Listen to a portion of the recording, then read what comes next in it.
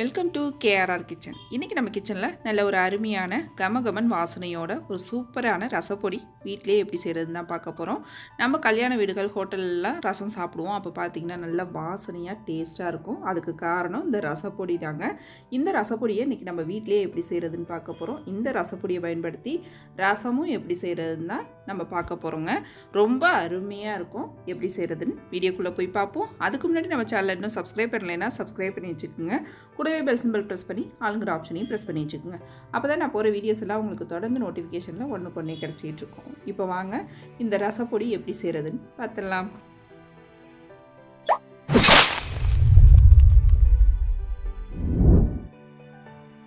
இப்போ ரசப்பொடி செய்கிறதுக்கு நம்ம ஒரு பொருளையும் தனித்தனியாக வறுத்து எடுத்துக்குவோம். அதுக்கு ஃபஸ்ட்டு பார்த்திங்கன்னா ஒரு 50 கிராம் அளவுக்கு மல்லி எடுத்திருக்கேன். இந்த மல்லி வந்து பார்த்திங்கன்னா 50 கிராம் எடுக்கிறதுக்கு நம்ம வீட்டில் டீ குடிக்கிற டம்ளர் வச்சுருப்போம்ல, அதால் ஒரு 1.25 அளவுக்கு டம்ளர் எடுத்திங்கன்னா கரெக்டான அளவாக இருக்கும். ஏன்னா எல்லார் வீட்லேயும் வந்து மெஷரிங் கப்பு இருக்காது. அதனால நான் அன்றைக்கி டீ கப்பை வச்சு எல்லா அளவுமே சொல்லியிருக்கேன். அந்த அளவுகளால் அளந்து எடுத்துக்குங்க.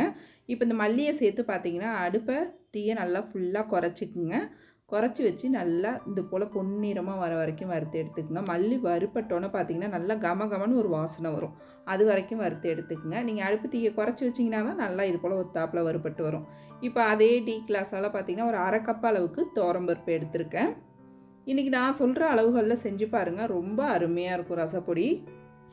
இப்போ பருப்பும் பார்த்திங்கன்னா அடுப்பு தீயை குறைச்சி வச்சு பொன்னிறமாக செவக்கிற வரைக்கும் நம்ம வறுத்துக்கணும். பருப்பு வறுப்பட்டு இருக்கும் போதே பார்த்திங்கன்னா ஒரு 1/2 டீஸ்பூன் அளவுக்கு வெந்தயம் சேர்த்துக்குங்க. நல்ல வாசனையாக இருக்கும் ரசப்பொடிக்கு. அதிகமான அளவு சேர்த்துற வேணாம். இந்த அளவு சேர்த்திங்கன்னா போதும். இப்போ இதுவும் நல்லா பொன்னிறமாக வர வரைக்கும் வறுத்து எடுத்துக்குவோம். இப்போ பாருங்கள் பருப்பு நல்லா ஒத்தாப்பில் எல்லாம் நிறம் மாறி நல்லா வறுப்பட்டு வந்திருக்கு. பாருங்கள் வெந்தயமும் கரெக்டான பக்குவத்துக்கு வறுப்பட்டு வந்திருக்கு.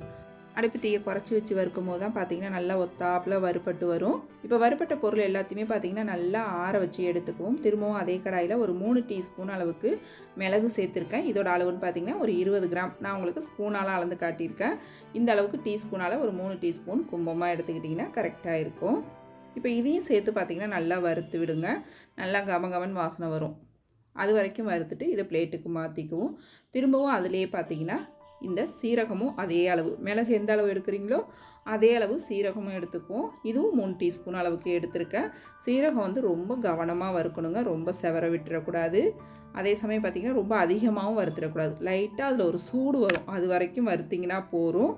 ரொம்ப வறுத்துட்டிங்க அப்படின்னாக்கா டேஸ்ட்டு மாறிடும். இந்த சீரகம் வறுக்கிறது தான் மெயின் ரசப்பொடிக்கு.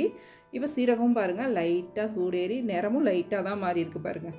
இந்த பக்குவத்துக்கு வறுத்து எடுத்துக்கோங்க. இதிலே நல்லா ஒரு 2 கொத்து அளவுக்கு கருவேப்பிலை அலசிட்டு நல்லா காய வச்சு எடுத்து வச்சுருக்கேன். அதையும் சேர்த்து நல்லா வறுத்து எடுத்துக்குவோம். இப்போ கருவேப்பிலையும் நல்லா வறுப்பட்டுட்டு அதே பிளேட்டுக்கு மாற்றி ஆற வச்சுக்குவோம். இப்போ வந்து பார்த்திங்கன்னா கடாயில் 1 டீஸ்பூன் அளவுக்கு எண்ணெய் சேர்த்துக்கிறேன். நம்ம இப்போ பெருங்காயம் வறுத்துட்டு சேர்க்க போகிறோம்.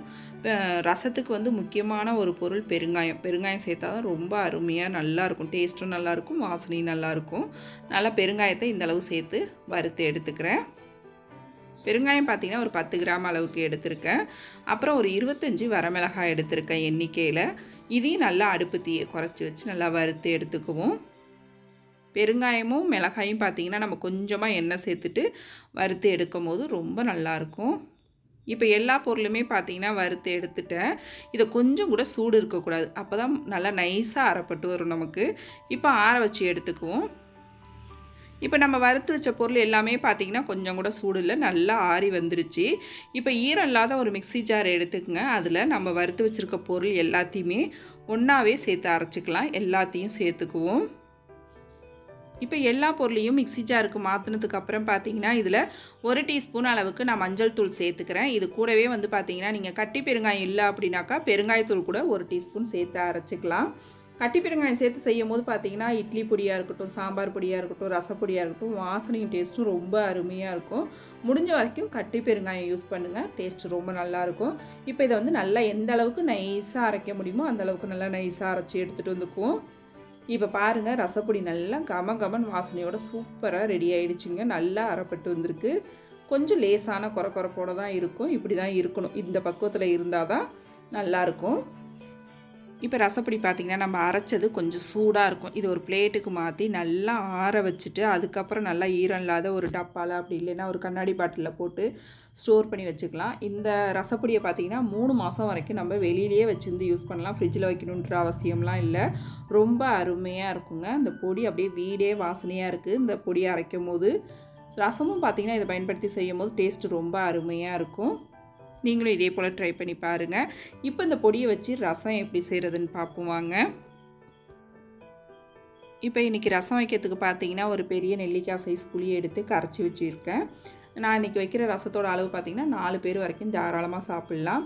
அதுக்கு வந்து பார்த்திங்கன்னா ஒரு சின்ன தக்காளியாக இருக்கிறதுனால 3 எடுத்திருக்கேன். நீங்கள் மீடியம் சைஸில் இருந்ததுன்னா 2 எடுத்துக்கிட்டிங்கன்னா கரெக்டான அளவாக இருக்கும்.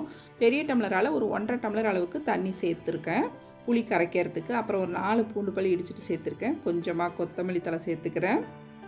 கருவேப்பிலையும் இது கூடவே கொஞ்சம் ஒரு கொத்து அளவுக்கு கருவேப்பிலையும் சேர்த்துக்குவோம். பூண்டை வந்து நல்லா தோலோடு இடிச்சிட்டு சேர்த்துக்குங்க. அப்புறம் பார்த்திங்கன்னா இந்த ரசத்துக்கு தேவையான அளவு உப்பு சேர்த்துட்டு இதை வந்து நல்லா கரைச்சி விட்டு எடுத்துக்கணும். நம்ம கரைக்கிறதுக்கு முன்னாடி பார்த்திங்கன்னா நம்ம அரைச்சி வச்சுருக்க ரசப்பொடியிலேருந்து ஒரு 2 டீஸ்பூன் அளவுக்கு சேர்த்துக்கிறேன். நீங்கள் வந்து இந்த ரசப்பொடி உங்களுக்கு எந்த அளவுக்கு தேவையோ அதுக்கு தகுந்த அளவு சேர்த்துக்குங்க. நீங்கள் ரசம் செய்கிற அளவுக்கு பொறுத்ததுக்கு தகுந்தாப்பில் நீங்கள் சேர்த்துக்கணும். இப்போ நல்லா கரைச்சி விட்டு டேஸ்ட்டு பாருங்கள். கரெக்டாக இருந்ததுன்னா ரசப்பொடி சேர்க்க வேணாம். கொஞ்சம் உங்களுக்கு அதில் தேவைப்படுது அப்படின்னு நினச்சிங்கன்னா கொஞ்சமாக ரசப்பொடி சேர்த்துக்கலாம் திரும்பவும். இப்போ ரசத்தை பாருங்கள், நல்லா இந்த அளவுக்கு கரைச்சி எடுத்துக்கணும். இப்போ ரசத்தை நம்ம தாளித்து விட்டுருவோம். ரசம் தாளிக்கிறதுக்கு அடுப்பில் ஒரு கடாயை வச்சுருக்கேன். ரசம் தாளிக்கிறதுக்கு பார்த்திங்கன்னா ஒரு 1/2 டீஸ்பூன் அளவுக்கு எண்ணெய் விட்டோம்னா போதும். அதிகமான அளவு எண்ணெய் சேர்க்க வேணாம். நல்ல எண்ணெய் காஞ்சோன்னே இதில் ஒரு 1/2 டீஸ்பூன் அளவுக்கு உளுந்து, ஒரு 1/2 டீஸ்பூன் அளவுக்கு கடுகு சேர்த்து இந்த கடுகும் உளுந்தும் நல்லா பொரிஞ்சு வரணும். இப்போ பாருங்கள், கடுகு உளுந்து நல்லா பொரிஞ்சு வந்துட்டு இல்லை ஒரு வரமிளகாய் கிள்ளிட்டு சேர்த்துருக்கேன். நல்லா இருக்கணும். நான் ஏற்கனவே வந்து பெருங்காயத்தூள் சேர்த்ததுனால நான் சேர்க்கலை. நீங்கள் வேணால் இந்த ஸ்டேஜில் சேர்த்துக்கலாம். இப்போ நம்ம கரைச்சி வச்சுருக்க ரசத்தை இதில் சேர்த்துட்டு இது கூடவே கொஞ்சமாக தண்ணியும் கழுவி சேர்த்துக்குவோம். சேர்த்து நல்லா கலந்து விட்டுருங்க. இந்த ரசம் பார்த்திங்கன்னா ரொம்ப கொதிக்க விடக்கூடாது. நல்லா அப்படியே நுரக்கட்டி வரும். அது வரைக்கும் தான் நம்ம இதை கொதிக்க விடணும். இதிலே ஒரு 1/2 டீஸ்பூன் அளவுக்கு வெல்லம் சேர்த்துக்குங்க. ரசத்தோட டேஸ்ட்டு இன்னுமே சூப்பராக இருக்கும். நல்லா கலந்து விட்டு நல்லா நுரக்கட்டி வரட்டும். அது வரைக்கும் இது கொதிச்சதுன்னா போதும். இப்போ ரசம் நல்லா இந்த பாருங்கள், நல்லா நுரக்கட்டி கொதிச்சு வருது பாருங்கள். இந்த ஸ்டேஜில் நம்ம அடுப்பை ஆஃப் பண்ணணும். ஆஃப் பண்ணிவிட்டு உடனே வேறு ஒரு பாத்திரத்துக்கு மாற்றிடணும். ரசத்தை மாற்றினதுக்கப்புறம் இது கூடவே பார்த்திங்கன்னா கொஞ்சம் தண்ணியும் கழுவி சேர்த்துக்குங்க. சேர்த்துட்டு நல்லா கலந்து விட்டிங்கன்னா நம்மளோட ரசம் நல்லா கமன் வாசனையோட சூப்பராக ரெடி ஆகிடுங்க. நாம் இன்றைக்கி செஞ்சுருக்க ரசப்பொடியை பார்த்திங்கன்னா எல்லா வகையான ரசத்துக்கும் சேர்த்து செய்யலாம். ரொம்ப அருமையாக இருக்கும். ரசமும் டேஸ்ட்டு பார்த்திங்கன்னா நம்ம கல்யாண வீடுகளில் சாப்பிட்ற மாதிரி நல்ல வாசனையோட டேஸ்ட்டாக இருக்குங்க. கண்டிப்பாக இந்த ரெசிபியை ட்ரை பண்ணி பாருங்கள். ட்ரை பண்ணி பார்த்துட்டு எப்படி இருக்குன்னு எனக்கு கமெண்ட் பண்ணுங்கள். என்னோட ரெசிபி பிடிச்சிருந்ததுன்னா லைக் பண்ணுங்கள், ஷேர் பண்ணுங்கள். மறக்காமல் நம்ம KRR கிச்சனை சப்ஸ்கிரைப் பண்ணி வச்சுக்கோங்க. நாளைக்கு வேறு ஒரு ரெசிபியோடு சந்திப்போம். தேங்க்ஸ் ஃபார் வாட்சிங்.